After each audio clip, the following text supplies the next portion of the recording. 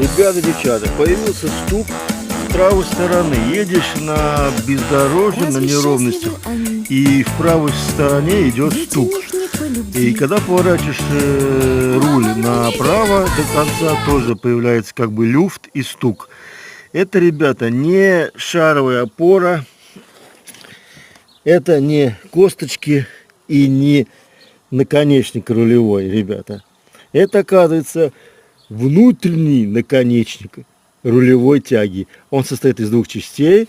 Это идет наконечник наружный, а там вот дальше идет в рулевую рейку наконечник внутренний. И вот этот наконечник внутренний, ребята, на шару, смазка видно, кончилась, и он на сухую стал стучать. Вот такая вот Лада Веста.